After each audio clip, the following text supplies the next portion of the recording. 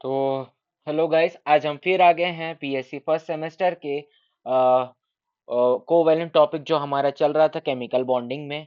हम उसको लेके आ गए हैं।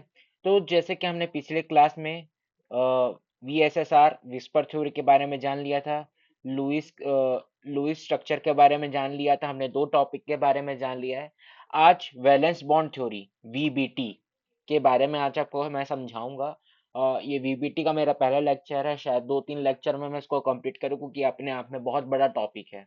तो आज मैं इसका सिर्फ बेसिक इंट्रोडक्शन दूंगा कि वीबीटी क्या है और ये क्यों होता है, किस लिए है ना। आज मैं इस चीज का सिर्फ बेसिक इंट्रोडक्शन दूंगा। सो ज्यादा समय ना लेते हुए आज की क्लास को हम चालू करते हैं। सो वीबीटी क्या है? Valence bond theory. जैसे कि मैंने पिछले क्लास में समझाते आ रहा हूँ कि जो इलेक्ट्रॉन है, अगर हम लोग आयोनिक बॉन्ड में पढ़े उस समय बॉन्डिंग कैसे स्टेबिलिटी के लिए हो रही थी। अब हमारा कोवेलेंट बॉन्ड चल रहा है, तो कोवेलेंट बॉन्ड क्यों बन रहा है? स्टेबिलिटी के लिए। तो ये थ्योरी क्या है? Valence bond theory, it is a theory that explain. ये थ्योरी क्या है जो एक्सप्लेन करती है कोवेलेंट बॉन्ड्स को by over overlap of atomic orbital of two atoms. ठीक है ना। जैसे टू एटम है, अगर वो एक दोनों से मिल रहे हैं, एक दूसरे से मिल रहे हैं, तो उन लोग कैसे मिलेंगे? ओवरलैप करके। जैसे कि आपने शेप्स के बारे में मैंने आपको पढ़ाया था, शायद चैप्टर नंबर 1 में। हमारे पास कितने शेप्स होते हैं? S, P, D, F. और जब अगर हम लोग अब्दू प्रिंसिपल से देखें कि जो हमने अब्दू प्रिंसिपल में आपको पढ़ाया था कि ये पढ़ाया था कि 1 सेकेंड। जैसे अब्दू प्रिंसिपल में मैंने ये पढ़ाया था ना, वन। सबसे पहले इलेक्ट्रॉन किस में आएगा? 1s, फिर 2s, है ना, फिर 3s, 4s। ऐसे करते करते मैंने एक टेबल बनाया था। तो सबसे पहले इलेक्ट्रॉन किस में आएगा? 1s, फिर 2s, फिर यहाँ पर शायद 3p होगा, है ना, 3p, फिर 3s, फिर 3p, 4s। ऐसे ऐसे करके एक टेबल मैंने आपको वहां पर बनाया था अब्दू प्रिंसिपल में, जब मैं उसको पढ़ा रहा था। तो जो यहाँ पर एस लिखा जा रहा है ना। सपोज करिए यहाँ पर अगर एस लिख रहा है ना, कोई भी एस, सब एस लिख रहा है, तो यहाँ पर क्या हो रहा है? एस का शेप कैसे होता है? ओवल जैसा। फिर एस पी, है ना, फिर उसका पी का शेप ऐसा हो गया, है ना, एस पी। फिर डी का शेप अलग होगा, है ना। डी का शेप कुछ इस तरीके से होता है ना। तो ऐसे ऐसे करके एक शेप्स बने थे कुछ, है ना। तो मैंने ये सब शेप था वहां पर, जहां पर हम लोग इसका नाम बोल रहे थे कि शेप एस, एस शेप कैसा होता है? ओवल जैसा। तो वही उन लोगों की ओवरलैपिंग को ही हम लोग क्या बोलते हैं? वीबीटी, माने वैलेंस बॉन्ड थ्योरी। जो इनको एक्सप्लेन करती है वो इसी चीज को एक्सप्लेन करती है, ओवरलैपिंग ऑफ एटॉमिक ऑर्बिटल्स, कि कैसे ओवरलैप हो रहा है एटॉमिक ऑर्बिटल्स। इसी चीज को वीबीटी का एक्सप्लेन करने का काम था। तो इसका दूसरा पॉइंट क्या कहता है जो मैंने यहाँ लिखा है?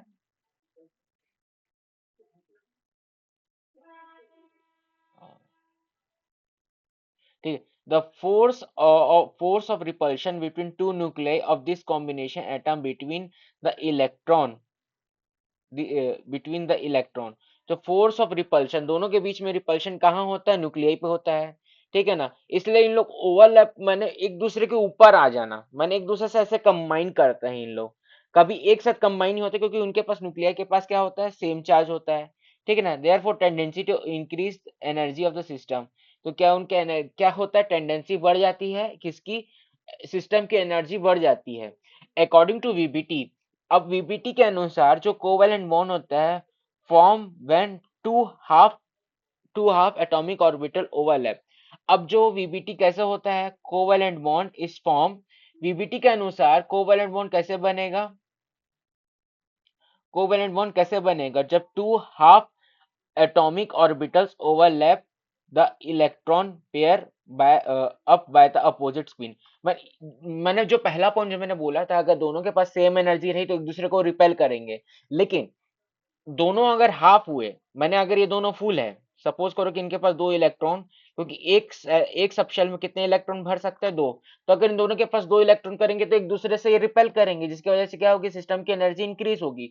बट यहाँ पर ये सेकंड पॉइंट कहता है कि अगर दोनों के पास हाफ शेल है, माने दोनों हाफली फील्ड है, ठीक है ना, जैसे कि यहाँ पर H2 अगर यहाँ दिया हुआ है, ठीक है ना, सपोज करिए कि यहाँ पर H2 है, तो कैसे बन रहा है, दो हाफ इलेक्ट्रॉन है, माने हाइड्रोजन के पास कितने इलेक्ट्रॉन, हाइड्रोजन पहला एटॉमिक नंबर, तो एक एक इलेक्ट्रॉन उसके एस सब शेल में होगा, जबकि इसका एस सब शेल दो इलेक्ट्रॉन को कंटेन कर सकता है, जो जैसे कि ये समझ लीजिए आपका एस सब शेल है, ठीक है ना, ये दो सब शेल को अपने पास कंटेन कर सकता है, दो सब शेल को अपने पास रख सकता है।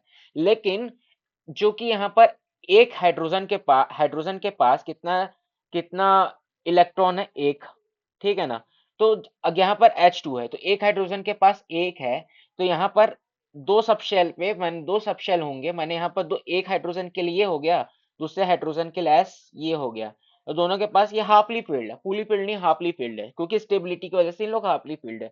तो अगर ये दोनों कंबाइन करेंगे, ठीक है ना, तो H2 अगर ये दोनों कंबाइन कर रहे हैं, तो एक एस इसके पास, ये एक एस इसके पास इलेक्ट्रॉन हो गया, एक एस इसके पास, जब इन दोनों कंबाइन करेंगे तो इन लोग तभी इस कंडीशन में कंबाइन कर सकते हैं और इन लोग ओवरलैप करेंगे, ठीक है ना, और ये अपोजिट स्पिन के रहेंगे, ठीक है ना, दो हाफ सेल ही कंबाइन कर सकते हैं, फुली फिल्ड एट ऑर्बिटल का कोई रोल ही नहीं है वीबीटी में। मैं फिर रिपीट करूंगा, जो फुल फिल इलेक्ट्रॉन रहते हैं, मैंने फुल फिल सबशेल रहते हैं, वो कभी वो कभी भी बॉन्डिंग में पार्टिसिपेट नहीं कर सकते हैं। क्लियर।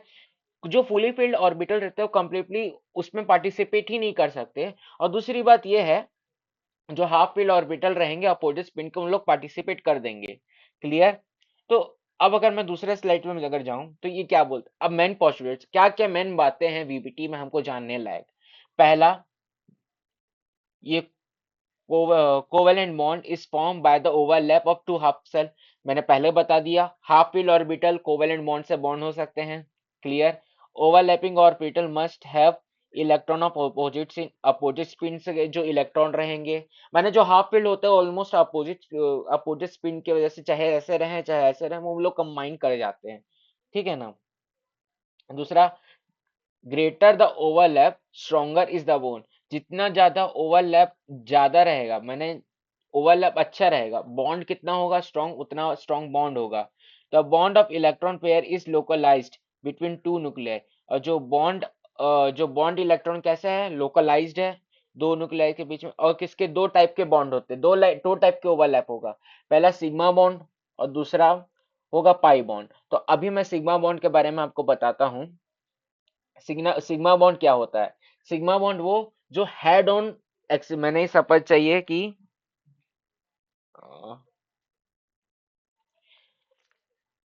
सिग्मा बॉन्ड कहने से क्या होता है, head on axial overlap.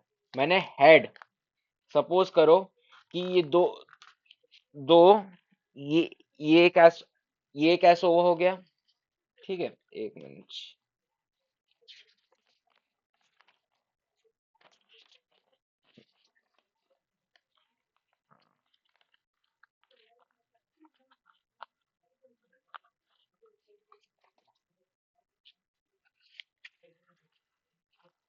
Suppose करिए जैसे कि एक एस हो गया और एक ऐसे हो गया, मैंने H2 का बता रहा हूँ, तो इन लोग जब ओवरलैप करेंगे तो ऐसे करेंगे, तो ओवरलैप इन लोग ऐसे किए, ठीक है ना, तो इन लोगों को क्या हुआ, हेड हेड हुआ।